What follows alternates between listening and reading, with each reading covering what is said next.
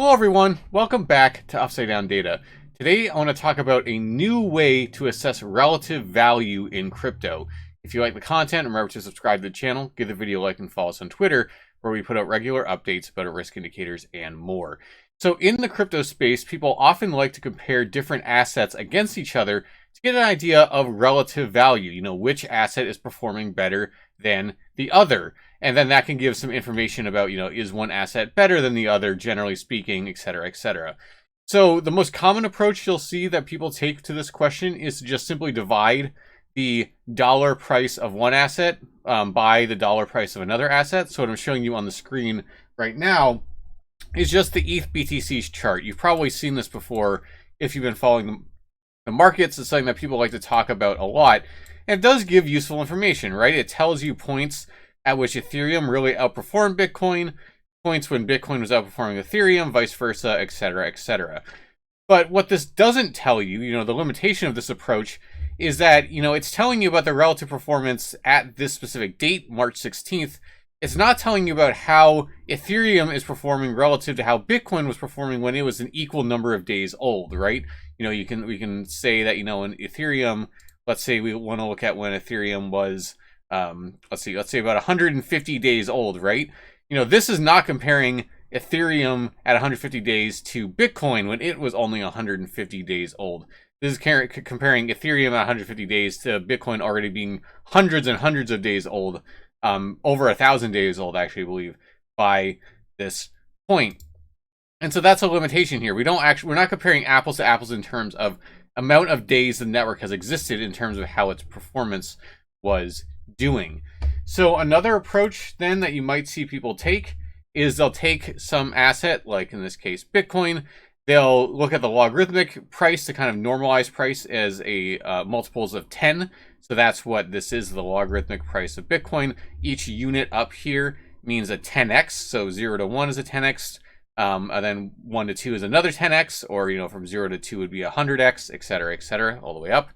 And I labeled this adjusted because I adjusted the value so that it would be equal to 0 at the bottom here. Just shifted this down to be equal to 0 so we can compare other assets to it by just having them start at 0 as well, just shifting their log score. And essentially what you can do when you do this is take something like Bitcoin's price, and then you line up so that they start on the exact same point on that day, and then overlay the log price of another asset, in this case ETH, and see what that did over the period. And here we can get more of that apples to apples comparisons in terms of the age of the network. So here we're not doing that thing where we're dividing price of one by the other. Here we're saying this is the trajectory that Bitcoin was in over its whole lifespan. Then for Ethereum, as it was the exact same number of days old, where was it in relative performance to Bitcoin? And what we can see is that Ethereum, only really caught up to Bitcoin's performance once, and that was back here, a little, probably around 800 days old into the network. That at that point in time, and again, these were different points in absolute time. For Bitcoin, this would have been, back in 2013, circa 2013. This would have been in 2017 for Ether, but it's the same age of the network. So that's what we're standardizing here. It's not date, age of network. And so you can see that really only at 800 days old of the networks did these two actually be in a similar point. The rest of the time, Bitcoin has been massively outperforming Ethereum in terms of just where it is now based on its age relative to where Ethereum, the furthest we can compare it is right here. Ethereum is based on its current age. We got more, assets into the mix too. Here's Solana. We can see that it's actually been doing, quite well in comparison in terms of its age. Just going in now to being probably around 750 days old. Maybe a little bit somewhere in that ballpark. It's keeping up relatively decently with where Bitcoin and Ethereum were when they were 750 days old. You can see that. Then you can also look at other assets. So no offense to Litecoin fans, but this is Litecoin here. And what you can see is that Litecoin, it started off strong, but it really fell off on its trajectory. And it's really not been putting in the kind of returns that Ethereum put in, Bitcoin put in, or even Solana put in at this age of the network. So that's another thing, and you've probably seen people do these types of comparisons as well for different assets, where they'll line them up, kind of at one point, and then they'll just show what the trajectories were over time, and that's useful just looking at, as it's aging, as it's going every 100 days older it gets, for example, where is it stacking up in terms of how many multiples it's put in compared to some other asset. So this is a useful comparison. But one of the things about this as well that's a little bit limiting is that, we're having to compare against individual assets here and see how they stack up against each other. We're not really getting a great sense of what the average trajectory is of these assets, right? We're seeing individual trajectories against each other. But what's the average trajectory? And particularly, what is it across a ton of different crypto assets? And so that is the new thing that I've gone ahead and done here that I haven't seen before that I think actually has a lot of utility I want to talk about next. So essentially what I've done is I've taken all of the assets that we're currently monitoring for our risk indicator, the UDPI. So it's around 25 assets, so not exhaustive, but still a decent sample size, all things from the top 100. Certainly I could add more. I just, started with the things that I already had, a lot of data for. And this is what it looks like. Now, obviously you'll see these kind of crazy points like this where it shoots up and you might say, well, what the heck's going on there? Well, you have to remember that Bitcoin is the oldest network. So when you're averaging the trajectory of Bitcoin against other things, at a certain point, it's just going to be Bitcoin's price that's going to be left, and nothing's there to average against it because Bitcoin is the oldest network. So by the time you get to past around 3,500 days old, Bitcoin's the only crypto that's existed that long. There's nothing to average against this. So what I think is more useful is just to cut it off where there are at least some different assets.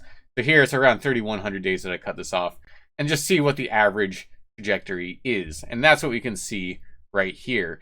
And then what I've done is I've overlaid a regression line on top of this. And the reason I've done this is that, this will fluctuate. There's some randomness where certain assets fall off, because they're not old enough yet to tie in. So there's a little bit of noise. And as you get further out, it's based on fewer and fewer assets because there are fewer and fewer assets that are, over 3,000 days old. So in some ways, I think it's more useful just to fit a regression line to it and say, this is kind of the overall best fit trajectory line for crypto assets, at least as estimated by these 25 assets that I've used to calculate this general average. And one of the things that I think is interesting about this is you'll note that I fit a linear regression line to this, not a logarithmic regression line. And I think that's interesting, right? Because when you look at something like Bitcoin, just to go back to it, Bitcoin fits this very classic kind of logarithmic regression trend, growth trend. Ethereum also to some degree. But what's notable is when you just look at on average, as networks get older and older and older, as they get to 1,000 days, as they get to 2,000 days, as they get to 3,000 days, etc., it's more or less a linear trend in terms of how many multiples that they put in on average.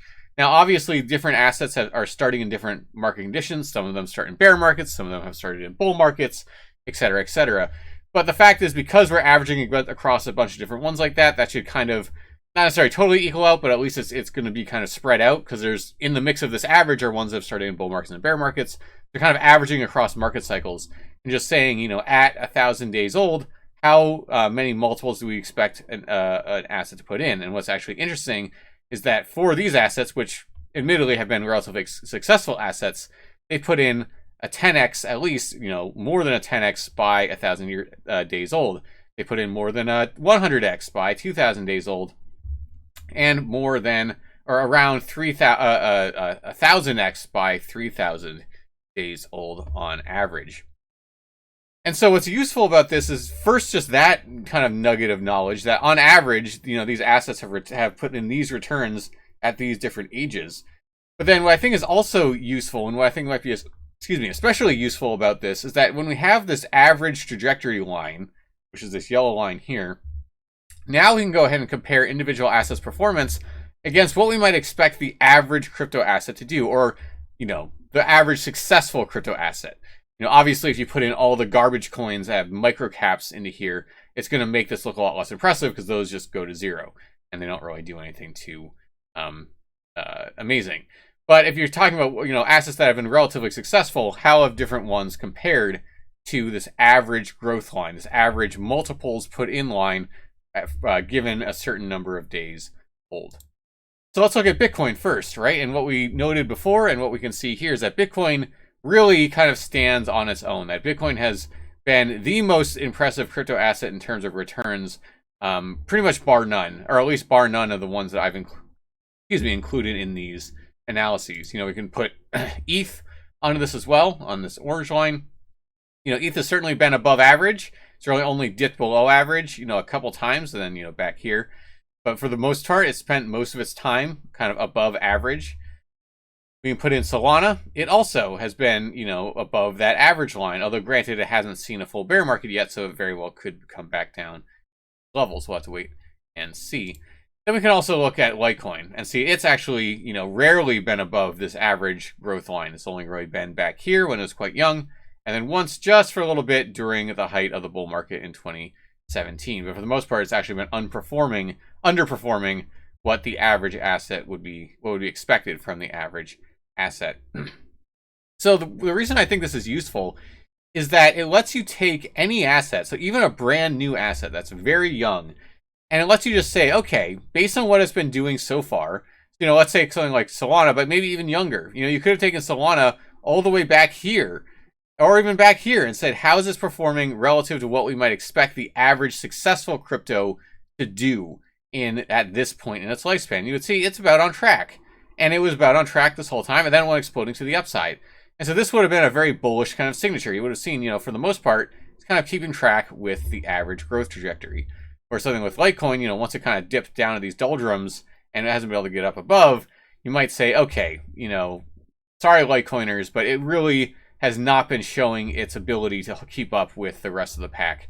And when you take into consideration other successful crypto assets, Litecoin has not really been stacking up. So this gives us a way of kind of aggregating across a bunch of different assets and then comparing a single asset to that overall average trend.